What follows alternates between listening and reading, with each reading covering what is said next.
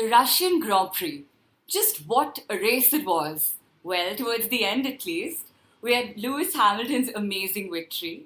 We had Kimi Raikkonen absolutely crashing into Bottas, and my highlight of the race, Perez's podium for Force India. Woo!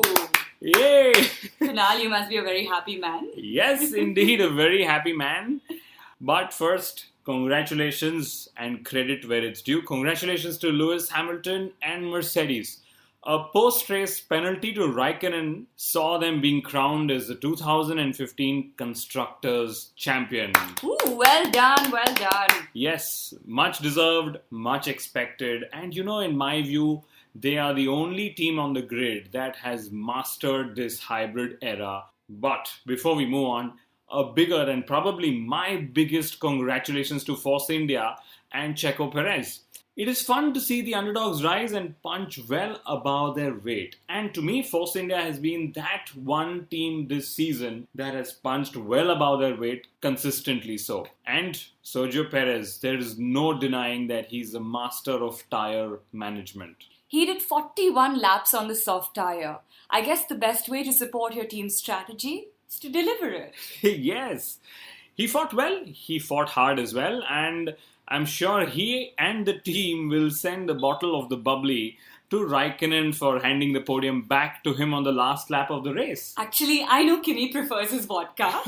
That's fairly easy then, because they actually raced in the land of vodka this weekend. Yes.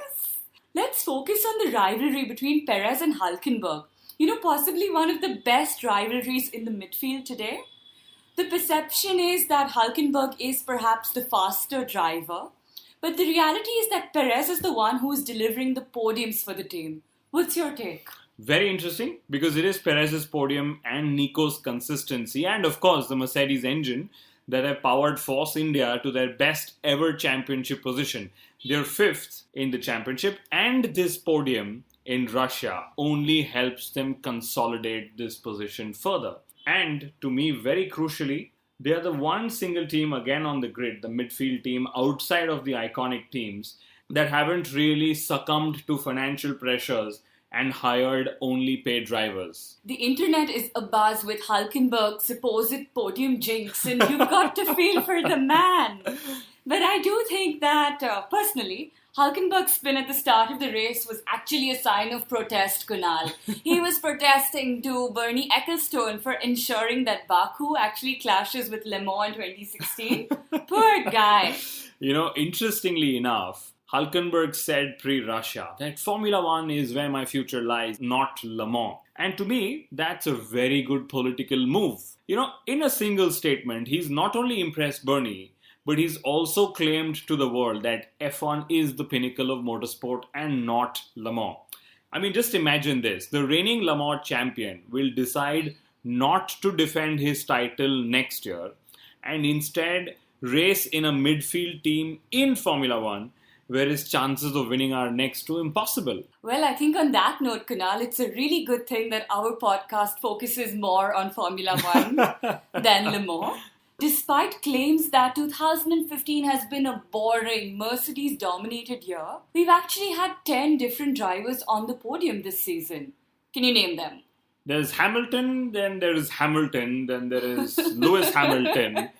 And let's do it again. So we've had Hamilton, Rosberg, Vettel, Raikkonen. I'm going to add Bottas, Perez, who got onto the podium today, Romain Grosjean, Daniel Kvyat, Daniel Ricciardo, and guess what? Even Felipe Massa managed to make his way onto the podium this season. Yes, Massa had a very good race at Russia as well. He went from P15 to P4. Driver of the day, Kunal? No, I would still pick Sergio Perez over everyone else today. And I would still say that the last lap of the race was my driver of the day, Kunal. How can a lap where Kimi Raikkonen crashes be your favorite? I'm puzzled. Because his crash gifted a much-deserved podium to Checo. My God, what a lap, Kunal! Woo! What happened there exactly? Well, they crashed. That's what happened. That's a Kimi Raikkonen style answer. Funny, but what happened there, Kunal? There's little doubt that Kimi Raikkonen is to blame. The FIA stewards, in fact, did serve him a 30-second penalty post-race, which means he went from finishing 5th to finishing 8th. I guess, although that there was a lot of pressure that was put to him on the last lap. Okay. And Ferrari went on to the radio before the start of the lap and said to Kimi that all or nothing. And in his attempt to clinch all, he actually came back with nothing. A very ambitious move on the inside of his fellow countryman. A rookie error from a world champion, I do not deny, but that's where I leave it. Although, the unfortunate part in such clashes is that while one driver fetched a penalty and still scored points, the other driver, in this case Bottas, missed out on yet another career-changing podium finish. But to be fair to Kimi Raikkonen, we have to admit that we don't see him pull such moves all that often. But then again, I must admit that it did look like the move that Kimi Raikkonen actually pulled on Bottas was taken right out of the book of the great Pastor Maldonado and his manual on overtaking. Then again, no race this season is complete without a Pastor Maldonado type of move. Only this time, it was just that he outsourced the job. Yeah. Let's put it this way. Raikkonen is lucky that he doesn't have competition for his Ferrari seat next year. But he does have competition for radio humor in the form of none other than Fernando Alonso. Yes. He's hilarious. I still don't know what amused Alonso, whether that he was racing at all or that he was racing with Felipe Massa. GP2 engine. But it's also Fernando Alonso who wants team radios to be banned from being made public. And it is a no-brainer that Kimi Raikkonen actually opposed this suggestion. Of course, after all, Raikkonen has built his popularity of late on radio humor than podium positions. Forget Raikkonen. Sometimes I feel the most exciting part of these races lately, team radio, what else? But anyway, big congratulations to Fernando Alonso for 250 Grand Prix stars. Yay! Although the interesting insight here, as per Formula One management, is that Alonso could well retire in the early part of the 2018 season. My God, who is responsible for that silly graphic? I think for Alonso's sake, let's hope that Honda acts more responsible and gets him the power that he needs in his engine to start enjoying his racing as much as he enjoys his radio messaging. And to think of it, and very strange to me as well, Alonso has gone ahead and reaffirmed his commitment to race with McLaren till 2017. I just hope that Fernando Alonso has the patience, should the nightmare not turn into a dream anytime soon. Meanwhile, in Russia, for once, it was not the Honda engine, Kunal, but actually the FIA, who robbed McLaren of their second double points finish this season. Alonso lost his 10th place to Max Verstappen. Yay! For exceeding track limits. But that's racing and... Try telling that to Nico Rosberg. The curse of the number 2 struck him again, and how. His championship challenge this season is as good as over. He had yet another mechanical issue with the car. The suspect this time was a throttle problem. I wonder if McLaren had a throttle-related problem. Would the drivers even be able to tell? The credit for this joke goes to the fake Charlie Whiting on Twitter. Hilarious. We loved it. Back to Rosberg though. Extreme bad luck and possibly the inability to rise up to the Hamilton challenge in 2015. Two crucial factors. Of course, Hamilton has been in a different gear all season long.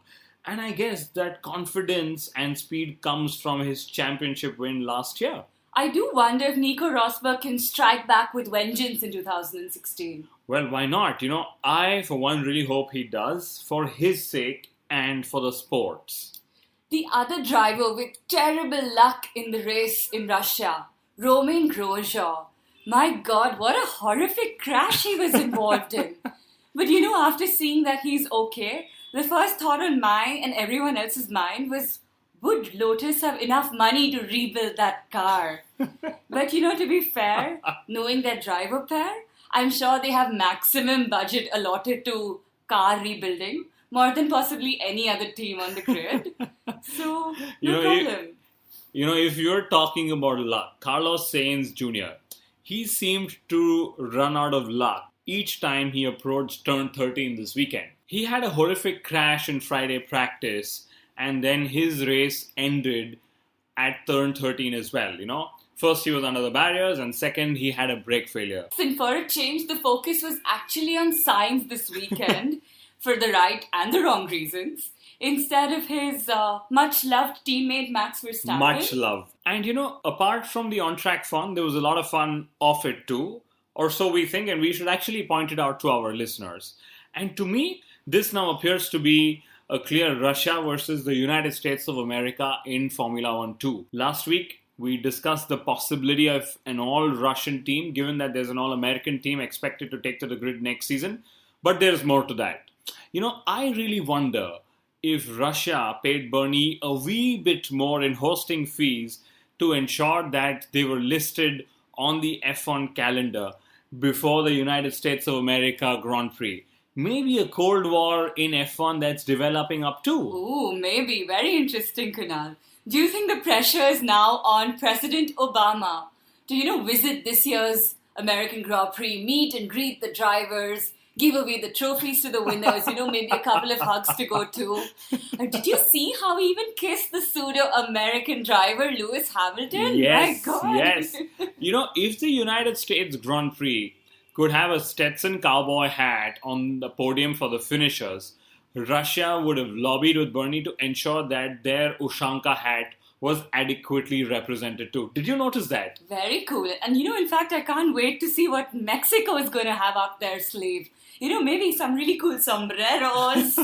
But on a serious note, the engine situation for Red Bull Racing is going from the future to the past. After failed talks with Mercedes and Ferrari, there's now talk that they might reconsider Renault for 2016. I am convinced that Formula 1 is all about reuniting with the exes. Here's more proof if you needed any. The irony here, though, is that Red Bull Racing ended their contract with Renault before signing up a replacement. And while Red Bull are known for their marketing acumen, I really wonder if the business acumen is lacking somewhere. They not only cancelled Renault's supply deal for 2016, but also parted with Infinity as a sponsor too. So there's no engine and there's no money either. A pity. This is where I wonder if the hybrid rules have actually failed the sport. I can clearly see that the power has now shifted and it's now tilted in the balance of engine manufacturers. In today's form, that essentially means Mercedes and Ferrari. Which actually leads me to believe that a Red Bull exit might just be a possibility. Pirelli has said that should Red Bull Racing leave, they will decide on leaving too. Yes. But this is where the Italian tyre manufacturer needs to be taught some serious PR lessons, apart from perhaps tyre making lessons too, as the grid believes. In the week leading up to the Russian Grand Prix, Pirelli actually claimed that they would quit the sport if Red Bull Racing did. And then minutes before the start of the Russian Grand Prix, Bernie announced that their contract had been extended till 2019. Yes, and very crucially, theirs is a commercial agreement and not a tyre supply contract. I think Michelin's interest was evoked by Bernie only to hike the price of Pirelli's renewal and possibly to let Pirelli and the world know that despite the sport's evident problems, world's leading brands are still interested. Oh, the politics, I tell you. Talking of politics, none of the TV blackouts that we discussed on the last episode actually happened. Wow, aren't we glad about that? Yes, but the Russian President Vladimir Putin got more TV coverage than McLaren and Manor put together. That's it, folks. We will see you next week with a fresh new episode. If you haven't liked us already, we are there on Facebook. We're there on Google+. Mithila and I are on Twitter as well. Just search us on Google and you'll find us everywhere. Thank you for listening. Thank you. And keep racing.